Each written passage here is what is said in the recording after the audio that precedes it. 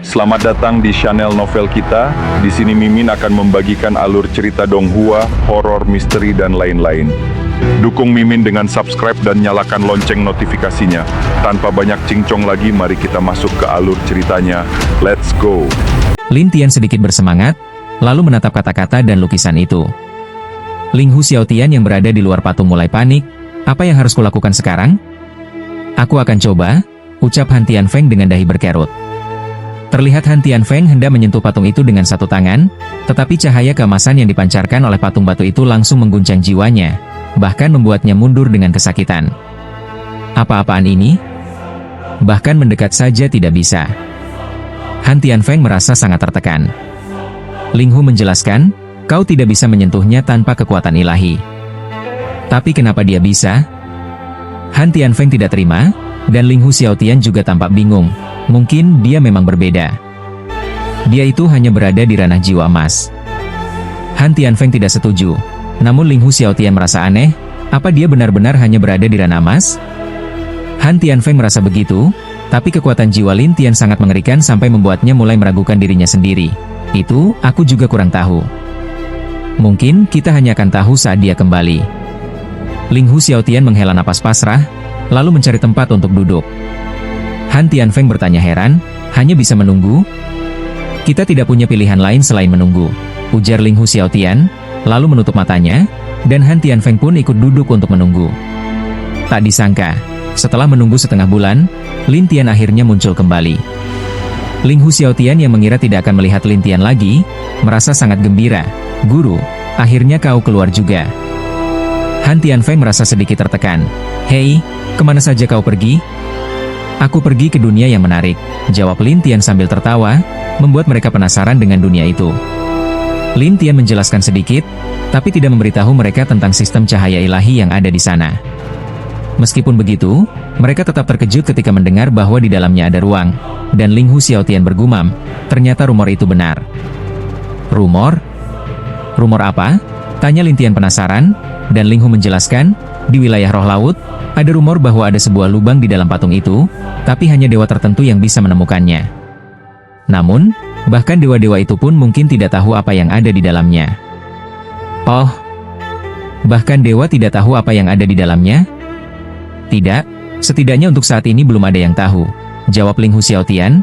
Lalu Han Tianfeng bertanya, apa yang kau temukan di dalamnya? Tidak ada. Hanya ruang kecil, kata Lin Tian, lalu berjalan ke arah gua, melihat keluar dan tersenyum, kelihatannya sudah siang. Ling Hu Xiaotian mengiyakan, kalau begitu kita bisa lanjutkan perjalanan. Ayo pergi. Namun Han Tianfeng merasa aneh. Dia bertanya pada Lin Tian, kau yakin tidak menemukan apa-apa? Aku tidak menemukan apapun, jawab Lin Tian sambil tersenyum, membuat Han Tianfeng semakin bingung. Lalu Lin Tian bertanya pada Ling Hu Xiaotian, para dewa itu begitu kuat, kenapa tidak ada yang mengambil patung itu, membawanya, atau membuatnya jadi senjata sihir? Guru, kau bercanda. Kami bahkan tidak berani menyentuh benda itu. Apalagi membawanya. Dulu pernah ada yang mencoba, tapi malah kena kutukan dan langsung jadi abu. Abu? Lin Tian penasaran, dan Ling Hu Xiaotian membenarkan. Lin Tian pun menatap patung itu dengan ekspresi aneh. Namun, karena dia sudah menguasai sihir cahaya, dia tak ingin bermain-main dengannya. Dia malah tertawa kecil, cahaya penghakiman, nama sihir ini cukup keren. Han Tianfeng dan Ling Hu Xiaotian tidak tahu apa yang sedang dikatakan Lin Tian, tapi Lin Tian menenangkan diri, lalu pergi dari tempat itu. Awal perjalanan mereka berjalan lancar, tapi di tengah jalan kembali gelap, membuat Ling Hu Xiaotian panik, habis sudah kita. Tidak ada gua patung terdekat?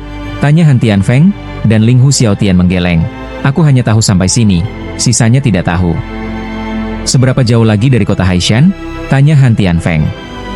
Dengan kecepatan ini, setidaknya setengah hari lagi, kata Ling Hu Xiaotian dengan nada kecewa. Lalu sekarang bagaimana?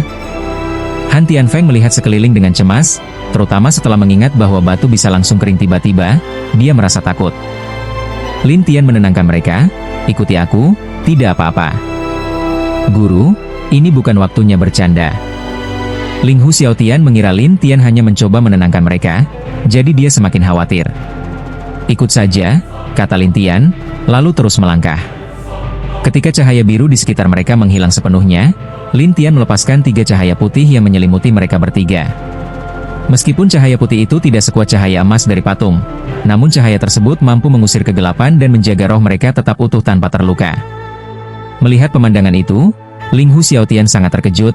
Ini, bagaimana bisa? Han Tianfeng juga merasa aneh. Dia menatap Lin Tian dan bertanya, "Apa yang kau lakukan?"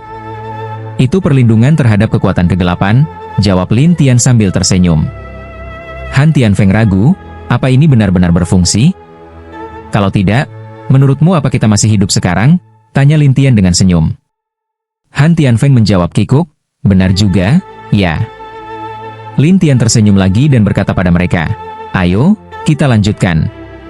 Awalnya Ling Hu Xiaotian masih cemas, tapi dia segera sadar bahwa kekuatan gelap itu tidak berpengaruh sama sekali, dan dia mulai melompat kegirangan. Han Tianfeng pun mulai berani melangkah, hingga muncul bayangan gelap di depan mereka, membuat Ling Hu Xiaotian berubah ekspresi. "Itu iblis?" Han Tianfeng sedikit gugup, "Aku sepertinya memang melihat sesuatu." "Serius?"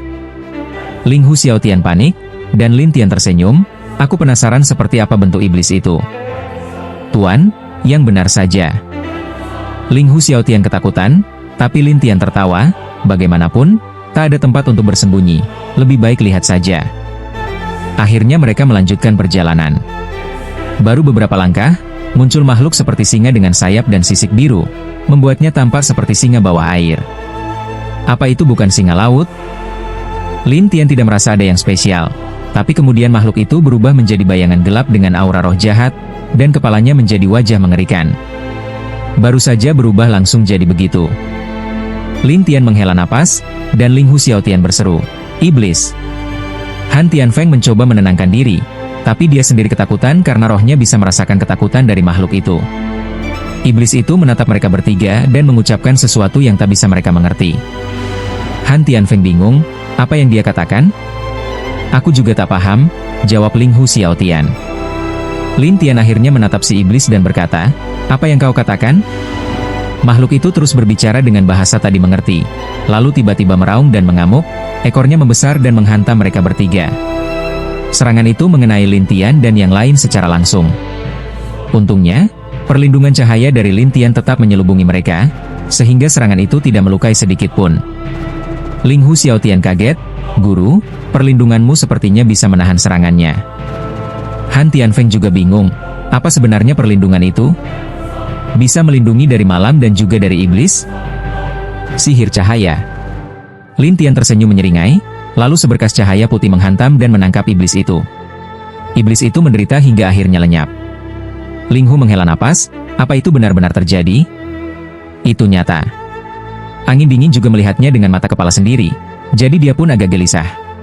Sementara Lin Tian diam-diam bersukacita, efeknya bagus. Ling Hu Xiaotian bertanya pada Lin Tian, "Guru, apa nama jurus itu?" "Cahaya penghakiman." Berguna untuk menahan makhluk halus dan iblis seperti itu, karena mereka termasuk dalam kategori makhluk halus. Makhluk halus? Apa maksudnya? Ling Hu Xiaotian penasaran, dan Lin Tian menjelaskan, di dunia arwah, setiap hari ada banyak jiwa mati dan hidup yang masuk. Beberapa jiwa mati yang enggan pergi akan berubah menjadi makhluk halus. Beberapa dari mereka bisa berkembang menjadi makhluk halus yang cerdas, dan bisa berubah bentuk, seperti yang baru saja kita lihat. Ling Hu Xiaotian kebingungan. Kedengarannya rumit. "Bagaimana kamu tahu semua itu? Apa kamu pernah ke dunia arwah?" tanyanya. "Aku tidak suka pergi ke sana." Lin Tian tersenyum misterius, tapi Han Tianfeng tidak percaya. "Itu tidak mungkin. Kalau sudah masuk ke dunia arwah, bagaimana mungkin bisa kembali?" "Kalau tidak percaya, terserah." Lin Tian tertawa, tapi Ling Hu Xiaotian langsung menimpali, "Aku percaya." Angin dingin mencibir, "Kamu cuma menjilat." Ling Hu Xiaotian tidak peduli, sementara Lin Tian tersenyum pada mereka dan berkata, "Ayo, kita lanjutkan perjalanan." Ling Hu Xiaotian, karena melihat kemampuan Lin Tian, jadi lebih santai dan senang mengikuti di belakang, baik siang maupun malam. Angin dingin juga merasakan hal yang sama, tapi dia menyembunyikannya sambil menggerutu dalam hati, "Kalau nanti ketemu arwah atau dewa kuat, kamu pasti gak bisa ketawa lagi." Lin Tian tertawa, "Santai saja, kalau muncul, kita habisi saja." Angin dingin hanya bisa diam, dan Ling Hu Xiaotian dengan bangga berkata, "Senior memang hebat." Lalu, Lin Tian mengatur emosinya dan melanjutkan perjalanan. Sepanjang jalan, beberapa iblis muncul, tapi semua berhasil dihancurkan dengan mudah oleh Lin Tian. Ling Hu Xiaotian sampai bersorak-sorai. Sampai akhirnya hari berganti, mereka pun melihat sebuah kota kecil di depan. Di batu penanda di luar gerbang tertulis, Kota Haishan. Itu dia, seru Ling Hu Xiaotian dengan semangat. Lin Tian mengeluarkan pil 9 putaran dan memberikannya padanya. Ini untukmu. Ling Hu Xiaotian agak malu, aku merasa tidak banyak membantu. Tanpa kamu, kita mungkin tidak bisa sampai ke sini. Jadi, terimalah, kata Lin Tian dengan senyum, dan akhirnya Ling Hu menerimanya. Kalau begitu, terima kasih banyak. Namun, angin dingin melihat pengumuman di sisi batu penanda dan membaca, non-kultivator roh hanya boleh tinggal di sini maksimal 3 hari. Jika lebih, akan dihancurkan secara spiritual. Ling Hu Xiaotian menjelaskan, itu untuk memperingatkan orang-orang yang ingin masuk. Karena di sini energinya sangat berat. Angin dingin mengangguk, lalu Lin Tian bertanya, apa kamu familiar dengan kota ini? Ya, cukup. Kamu tahu ada kedai minum di dalam? Kedai? Wajah Ling Hu Xiaotian langsung berubah, dan Lin Tian menjawab, ya, kedai. Ling Hu Xiaotian berkata malu-malu, ada, tapi pemiliknya wanita galak. Kalau masuk, kamu harus menyetor batu dewa tertentu. Kalau tidak, tidak boleh masuk. Jadi tempat itu dijuluki tavern penjahat. Angin dingin tersenyum kecut, namanya aja sudah mencurigakan. Benar. Ling Hu Xiaotian mengangguk, dan Lin Tian berkata, ayo antar aku ke sana. Mau ngapain ke sana? Tanya Ling Hu penasaran. Aku mencari seseorang, jawab Lin Tian. Ling Hu Xiaotian makin bingung, kamu punya teman di tavern penjahat itu? Ya. Lin Tian mengangguk. Ling Hu berpikir sejenak dan berkata, karena kamu sudah memberiku pil, baiklah, aku antar. Akhirnya mereka masuk kota. Energi spiritual di dalam sangat kuat. Angin dingin masih tahan karena dia memang seorang kultivator roh. Sementara Ling Hu Xiaotian harus memakai pelindung diri agar bisa bertahan beberapa hari di sana. Lin Tian tetap tenang. Bagaimanapun, dia berada di tingkat Golden Realm. Tiba-tiba, langit biru berlari di jalan dan tampak sedikit berantakan, tapi tetap berseru, akhirnya kamu datang juga. Kamu menungguku? Tanya Lin Tian sambil tersenyum. Ya. Aku tunggu untuk bilang bahwa kamu punya pil. Langit biru berseru keras agar orang-orang mendengarnya. Banyak kultivator di sekitar yang telah terhasut oleh langit biru mulai melihat Lin Tian seperti melihat harta karun. Beberapa bertanya, anak muda, apa benar kamu punya pil 9 putaran? Berikan pada kami, maka kamu boleh masuk ke kota, kata seseorang sambil mengulurkan tangan. Lin Tian tertawa, pilku tidak bisa diambil begitu saja. Lucu sekali, hanya Golden Realm, berani macam-macam, ejek yang lain, lalu mengumpulkan api arwah di tangannya. Api itu menjerat Lin Tian seolah-olah dia sudah terikat. Tapi Lin Tian hanya mengguncang sedikit rohnya, dan api itu langsung padam. Semua tercengang. Langit biru tahu kalau Lin Tian kuat, lalu berteriak, jangan beri dia kesempatan. Serang bersama. Mereka bersiap menyerang, tapi Lin Tian mengerutkan dahi, kalian benar-benar ingin mati? Kami rasa kamu yang akan mati. Mereka pun menyerbu, tapi Lin Tian langsung menyerang balik. Dia menghantam roh orang yang paling banyak bicara dengan energi kosong, melukai para orang itu di tempat. Kemudian, Lin Tian menjentikan tangannya, dan belenggu jiwa langsung menangkap orang tersebut. Yang lain ketakutan dan mundur jauh. Bajingan penakut, maki langit biru. Tiba-tiba, terdengar suara tidak senang dari belakang kerumunan, siapa yang membuat keributan di kota Haishan? Semua menoleh dan segera menyambut, Tuan Muda Wu. Seorang pemuda muncul. Rohnya terlihat kuat, setidaknya berada di tingkat Kaisar Dewa Bintang 9. Langit biru berbisik sendiri, dia tuan muda dari keluarga Wu? Tuan Muda Wu maju dan menatap Lin Tian. Anak muda, kamu tahu siapa aku? Aku baru sampai kota. Siapa kamu dan apa urusannya denganku? Balas Lin Tian. Tuan Muda Wu tidak senang. Aku, Tuan Muda keluarga Wu, namaku Wu Duotian. Tidak kenal, jawab Lin Tian santai. Kamu, Wu Duotian makin marah. Yang lain juga mulai panas, Tuan Wu, dia meremehkanmu. Dia orang luar, tapi tidak menghormatimu. Tuan Wu, kalau kamu tidak mengajarnya, bagaimana bisa kamu dihormati di kota Haishan nanti? Ketika ia sedang bertarung untuk menjaga keseimbangan, dia sudah berlari ke seluruh kota Haishan. Terlebih lagi, Lin Tian hanyalah seseorang di ranah emas, jadi Wu Duotian menatap Lin Tian dan berkata, bocah, kalau aku sudah bicara baik-baik, kau masih menentangku? Sepertinya aku tidak punya dendam atau urusan denganmu. Kau tiba-tiba muncul dan bertanya apakah aku mengenalmu, dan sekarang kau bilang aku menentangmu? Sepertinya sekarang ini, yang punya kultivasi tinggi kebanyakan bocah-bocah bodoh. Perkataan Lin Tian benar-benar membuat Wu Duotian marah besar, dan semua orang pun terkejut. Mereka tidak menyangka Lin Tian berani berkata begitu. Wu Duotian hampir gila karena marah, sementara Langit Biru, King Tian, yang berada di pinggir hanya tertawa kecil. Anak ini benar-benar nekat, siapapun berani dia lawan. Sebagai seseorang yang sudah tinggal cukup lama di tempat itu, Langit Biru tahu betul bahwa keluarga Wu bukanlah pihak yang bisa dimusuhi begitu saja. Keluarga Wu adalah salah satu dari 3 keluarga besar di kota Haishan, memiliki pengaruh yang sangat besar, dan dikelilingi oleh banyak ahli. Terlebih lagi, meskipun kemampuan pribadi Wu Duotian tidak terlalu hebat, cukup dengan satu kata darinya, banyak ahli yang akan datang membantunya. Namun melawan Lin Tian, Wu Duotian merasa dirinya cukup kuat, lalu melempar sebuah bola hitam, biar kau tahu rasanya kematian. Begitu bola itu dilempar, petir menggulung, dan semua orang pun berseru, itu bola jiwa petir. Bola jiwa petir adalah salah satu alat roh hantu, yang jika menyentuh jiwa seseorang, akan memberi efek sambaran petir yang sangat kuat. Jiwa yang belum mencapai tingkat dewa setengah langkah tidak boleh sembarangan menyentuhnya. Tapi sekarang, Wu Duotian menggunakannya hanya untuk melawan seseorang dari ranah emas, itu benar-benar mengejutkan. Yang lebih mengejutkan lagi, Lin Tian hanya melambaikan tangannya, dan langsung melempar balik bola petir itu ke arah Wu Duotian sendiri. Wu Duotian terkena serangan itu tepat di tempat, menjerit seperti babi disembelih. Semua orang di sekeliling terdiam. Mereka semua terkejut dan ketakutan, sementara Wu Duotian kejang-kejang di tanah dan berkata dengan gemetar, aku akan balas dendam. Tapi Lin Tian tidak peduli dan berkata pada Ling Hu Xiaotian yang juga kaget seperti Han Tianfeng, ayo pergi. Saat itu, tak ada seorang pun yang berani menghentikan Lin Tian. Wu Duotian masih sempat menunjuk ke arah Lin Tian dengan tangan kanannya dan berkata, kau tidak akan berakhir dengan baik. Tapi Lin Tian hanya mengibaskan tangan ke belakang dan menghapus roh Wu Duotian, membuatnya langsung terdiam di tempat. Semua orang tercengang. Lin Tian pun menghilang dari jalanan tanpa jejak. Wu Duotian segera dibawa kembali ke kediaman keluarga Wu. Sementara itu, kabar Lin Tian mengalahkan Wu Duotian menyebar ke seluruh kota. Ada yang menganggap Lin Tian sombong, ada yang memujinya, dan ada juga yang merasa kasihan padanya. Ling Hu Xiaotian berkata dengan cemas, Tuan, kau tadi agak impulsif. Impulsif? Bukan itu, maksudku meskipun dia memang menyebalkan, dia berasal dari keluarga Wu. Keluarga Wu adalah salah satu dari 3 keluarga besar yang punya pengaruh dalam-dalam. Bukankah mereka sudah ribuan tahun berdiri? Jawab Lin Tian dengan santai.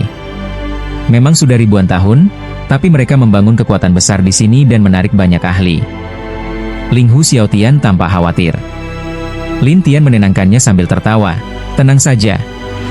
Meskipun mereka kuat, bahkan jika mereka penguasa dunia jiwa laut sekalipun, aku tidak akan gentar.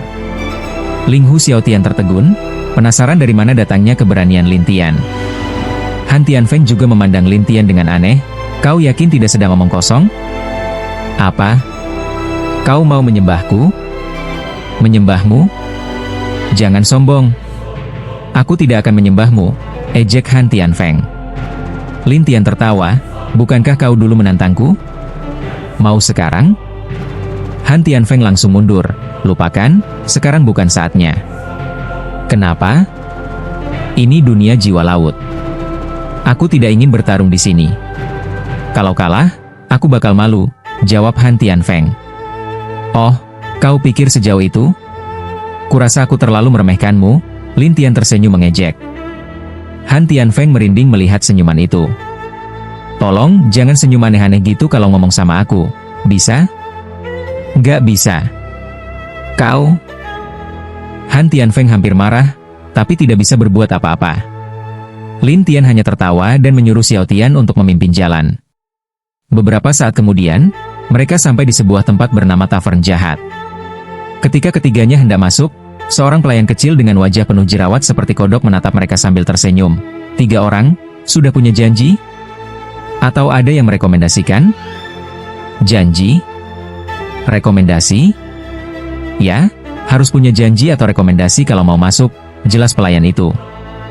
Lin Tian melirik Ling Hu Xiaotian, dan Xiaotian menjawab malu-malu, memang begitu. Lin Tian menghela napas. Kalau mau buat janji, bagaimana caranya? Kalau mau janji, bisa ajukan sekarang. Nanti kalau disetujui manajer, baru boleh masuk. Lin Tian pun menyuruh pelayan itu untuk mengajukan permohonan. Pelayan itu membawa data ketiganya ke dalam. Han Tianfeng tampak kesal, "Taver macam apa ini? Harus bikin janji segala?" Lin Tian juga penasaran, ingin tahu siapa orang yang menyuruh pemilik Fang datang ke sini. Beberapa saat kemudian, pelayan kembali dengan wajah canggung, "Maaf, manajer kami bilang, dia tidak mengenal kalian, jadi kalian belum bisa masuk." "Apa?" Han Tianfeng terkejut, dan Ling Hu Xiaotian hanya bisa menghela napas. Kalau ada kenalan yang merekomendasikan, pasti lebih mudah. Lin Tian tersenyum dan berkata pada pelayan itu, "Katakan saja kalau aku orang yang dititipi oleh Tuan Fang dari keluarga Fang untuk mengambil sesuatu." Pelayan itu tercengang, lalu berkata, "Tunggu sebentar." Han Tianfeng memandang Lin Tian aneh, "Apa itu benar-benar bisa berhasil?" "Nanti juga kau tahu," jawab Lin Tian sambil tersenyum, namun dalam hati berpikir, kalau sampai pemilik Fang datang ke sini untuk menitipkan sesuatu, pasti pemilik kedai ini mengenalnya. Benar saja, tidak lama kemudian, pelayan kembali dengan sikap berubah total. "Silakan masuk, kalian bertiga sudah diizinkan." Lin Tian pun melangkah masuk bersama pelayan itu, dan Han Tianfeng terkejut, ternyata berhasil juga. Ling Hu Xiaotian bergumam, "Kita bisa masuk semudah itu?" Setelah masuk, mereka melihat banyak orang di dalam, namun semuanya diam. Begitu Lin Tian dan kedua temannya masuk, semua orang memandang mereka dengan tatapan aneh, bahkan seperti penuh niat membunuh. Ling Hu Xiaotian bergidik. Tatapannya mengerikan sekali. Han Tianfeng heran, kenapa mereka tidak bicara? Lin Tian juga merasa aneh, karena suasana di dalam kedai itu sangat sunyi. Sunyi yang menakutkan, seperti patung-patung hidup. Saat itu, pelayan berteriak ke arah meja konter, "Pemilik! Ini dia orangnya." Muncullah seorang pria dengan topeng hitam bertuliskan satu huruf besar, "Jahat." Han Tianfeng terkejut dalam hati, apa maksudnya ini? Lin Tian menyapa pemilik toko itu, "Halo. Kau dari keluarga Fang?" tanya si pemilik dengan suara dingin. Lin Tian mengangguk. Pemilik kedai langsung menghentakkan tangannya ke meja, membuat Ling Hu Xiaotian gemetar. Han Tianfeng juga kaget, tapi Lin Tian tetap tenang. Pemilik toko itu menatap ketiga orang di hadapannya, lalu akhirnya memandangi Lin Tian dan bertanya, "Kau pemimpinnya?" "Ya, ada masalah?" Lin Tian tersenyum kepada pemilik toko wanita itu, dan pemilik toko wanita menunjuk ke kursi kosong di sampingnya. "Duduk di sana." "Duduk?" "Ya, waktunya sudah tiba. Nanti akan ada sesuatu untukmu." Setelah mengatakan itu, pemilik toko wanita tidak berbicara lagi. Lin Tian merasa ragu dan bertanya-tanya, apa hubungannya orang yang mengirim barang dari keluarga Fang dengan pemilik toko ini? Ling Hu Xiaotian dan Han Tianfeng mencari tempat duduk dan memerhatikan orang-orang di sekitar mereka. Lin Tian juga akhirnya berjalan untuk duduk, dan orang-orang itu melanjutkan minum tanpa berbicara lagi. Angin dingin, Han Tianfeng tak bisa menahan diri untuk berkata, "Anggur macam apa yang diminum para roh ini? Gaskah?" Ling Hu Xiaotian berbisik, "Itu anggur roh, digunakan untuk kultivasi, dan sangat mahal." Angin dingin terkejut, "Ada yang seperti itu?" "Ya." Saat itu, pelayan datang dan tersenyum kepada mereka bertiga. "Tiga tamu, apakah ingin memesan anggur?" "Apakah mahal?" tanya angin dingin, jelas pertama kalinya dia datang dan sedikit gugup. Pelayan itu tertawa, "Tidak mahal, hanya satu batu roh ilahi." "Apa itu batu roh ilahi?" Angin dingin tampak bingung, dan Ling Hu Xiaotian terkejut, "Satu batu roh?" "Ya, kalian punya?" tanya pelayan itu sambil tersenyum. Ling Hu Xiaotian menggeleng cepat-cepat, dan tentu saja angin dingin juga tidak punya. Pelayan itu bercanda, "Kalau punya, bisa ditukar kapan saja dengan saya." Angin dingin penasaran, menatap Ling Hu Xiaotian, "Apa itu batu roh ilahi?" "Itu batu jiwa ilahi yang berasal dari tempat khusus di dunia jiwa laut. Batu ini cocok untuk kultivasi jiwa, sangat berharga. Jadi, di kota Haishan, di beberapa tempat, digunakan untuk transaksi." "Bisa dibeli?" "Bisa, tapi di pelelangan harganya bisa mencapai ratusan juta." Angin dingin terperanjat, "Apa? Semahal itu?" "Memang begitu." "Hanya batu, harganya sebegitu mahal," gumam angin dingin. Tapi Lin Tian hanya melamun, hingga angin dingin menatapnya dan bertanya, "Kau sebenarnya kesini mau ngapain?" "Mengambil sesuatu dari Nona Nana, Nyonya pemilik tempat ini," jawab Lin Tian sambil tersenyum. Angin dingin terkejut karena Lin Tian akhirnya mau bicara. "Apa itu?" "Aku juga tidak tahu." Lin Tian tersenyum, dan angin dingin langsung kesal, selalu bikin penasaran. Lin Tian tersenyum tapi tak menjawab, lalu bergumam, "Kalau aku tahu, aku takkan repot datang ke sini." Lalu Lin Tian mulai memperhatikan setiap gerak-gerik si pemilik toko, penasaran siapa sebenarnya yang menyamar sebagai dewa yang memberinya sesuatu, dan apa hubungannya dengan si pemilik toko ini. Tiba-tiba, sekelompok orang masuk dari luar. Mereka terlihat garang dan berkata, "Serahkan anak itu." Ling Hu Xiaotian terkejut, dari keluarga bela diri. Orang-orang di dalam kedai penasaran menatap mereka, tapi tak ada yang menanggapi. Sedangkan si pemilik toko berkata dengan dingin, "Keluar." Pemimpin mereka menjawab dengan dingin, "Nyonya, Anda tahu siapa saya. Jangan bilang hanya kapten kecil dari keluarga Wu. Bahkan kalau pemimpin kalian datang sendiri, aku tetap akan bilang yang sama." Pemilik toko berkata dengan dingin. "Kau?" Wajah sang kapten kecil jadi jelek, dan saat itu, Wu Daotian pun muncul. Lukanya sudah agak sembuh, meskipun masih terasa tak nyaman. Melihat Lin Tian duduk santai di dalam, dia menatap si pemilik toko dengan muram. "Nyonya, bagaimana bisa kedai jahat ini mengizinkan sembarang orang masuk? Kalau aku mau izinkan, dia bisa masuk. Kalau aku tak mau, dia harus keluar." Jawab si pemilik toko dengan tegas, dan Wu Daotian pun tahu bahwa pemilik toko ini sangat berbahaya. Kalau tidak, dia pasti sudah membuat keributan. Wu Daotian pun mengeluarkan 5 batu roh ilahi. 5 batu, izinkan aku masuk dan tangkap dia. Bagaimana? Menangkap? Ya, anak itu. Si pemilik toko memandang ke arah Lin Tian, lalu kembali menatap Wu Daotian. "Ada urusan apa?" Wu Daotian langsung menceritakan semua yang terjadi dengan marah. Di akhir ceritanya dia bertanya, "Kau pikir dia pantas dihajar, bukan? Terdengar menyebalkan sih, tapi ini kedai milikku. Kalau mau tangkap dia, tunggu dia keluar. Tapi kalau kau bikin masalah di sini, kau tanggung akibatnya." Si pemilik toko menjawab tegas. Mendengar itu, orang-orang dari keluarga bela diri jadi marah, dan Wu Daotian berkata, "Berapa banyak batu roh ilahi yang kau mau?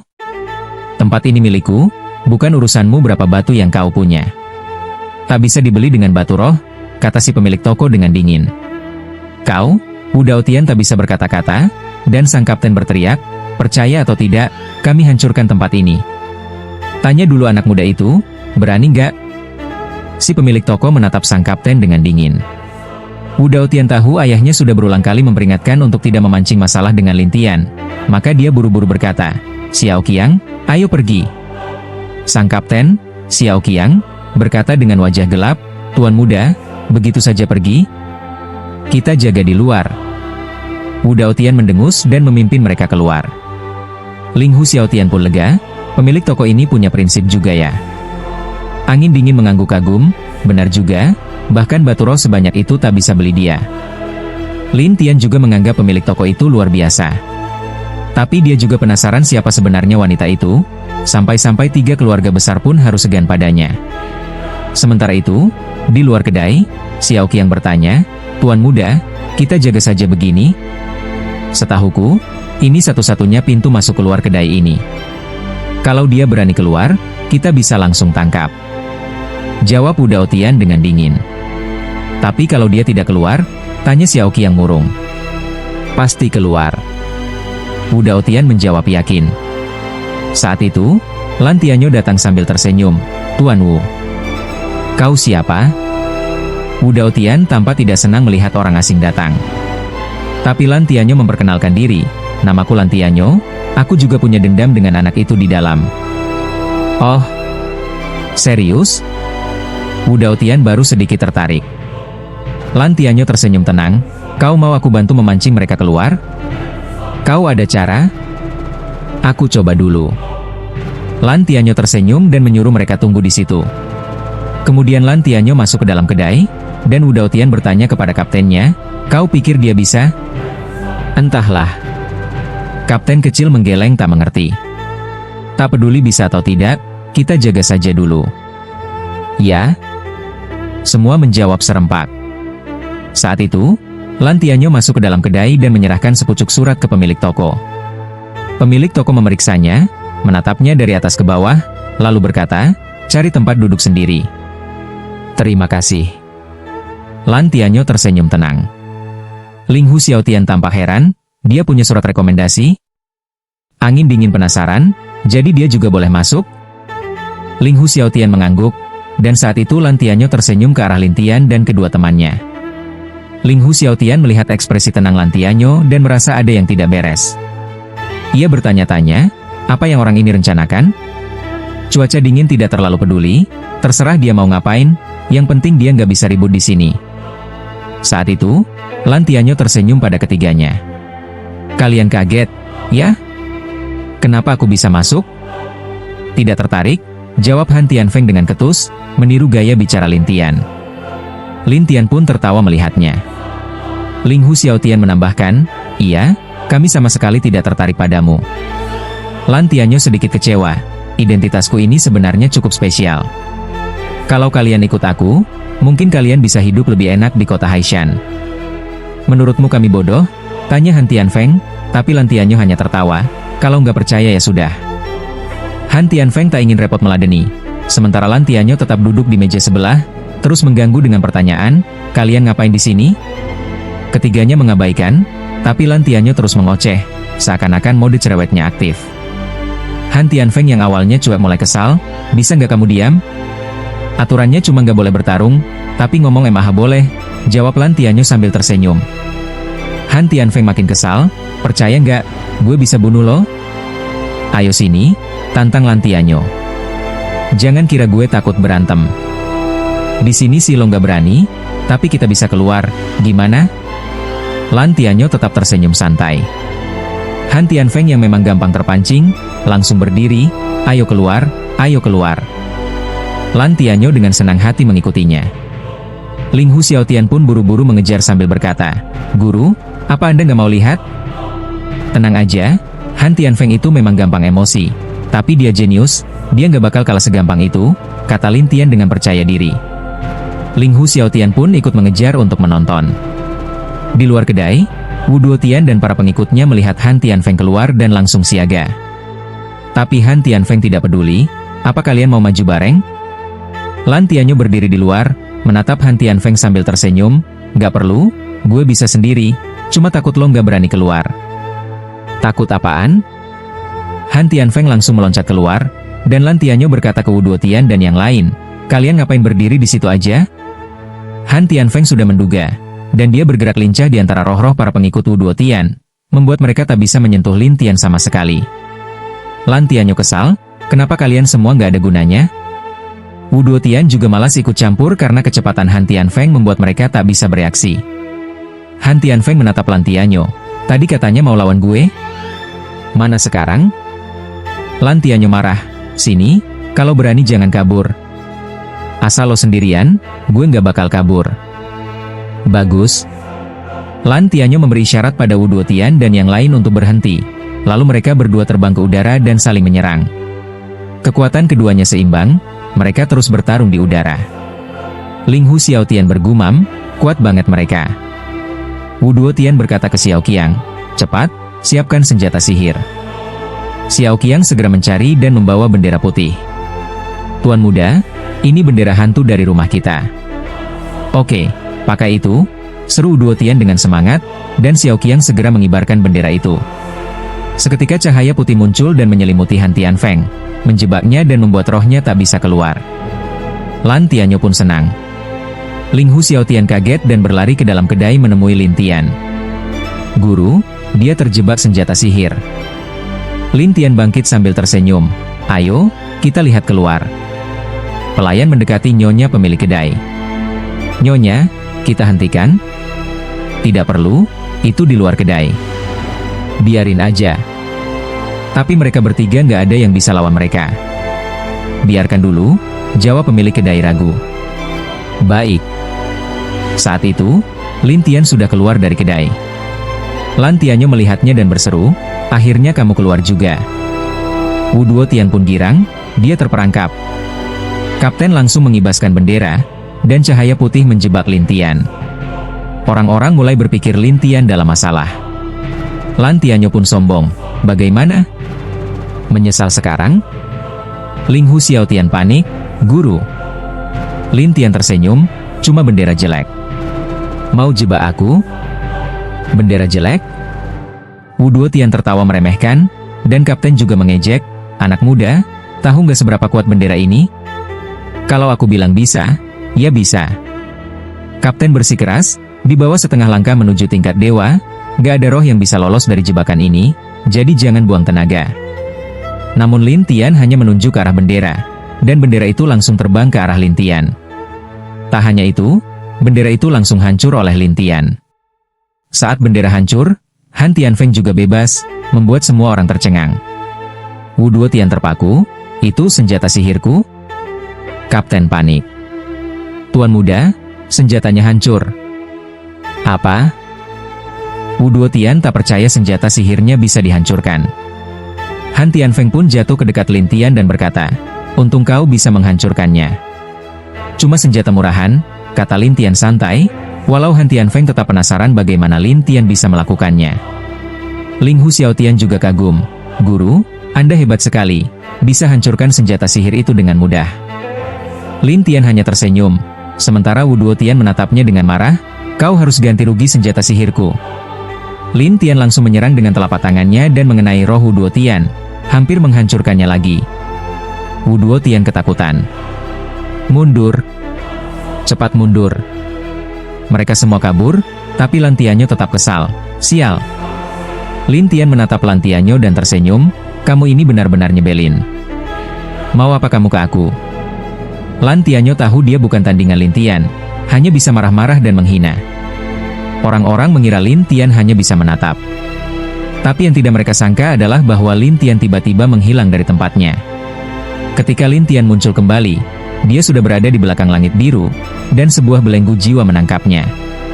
Perubahan yang tiba-tiba ini membuat langit biru panik. Kamu, lepaskan aku. Lepaskan kamu? Memangnya bisa? Lin Tian berkata sambil bersiap untuk menyegelnya. Namun saat itu muncul pusaran biru di atas kepala langit biru, dan langit biru langsung menghilang dari tempat itu. Lin Tian mengerutkan kening. Ada yang membantu? Apa sebenarnya itu? Tanya angin dingin sambil melihat pusaran itu dengan penasaran.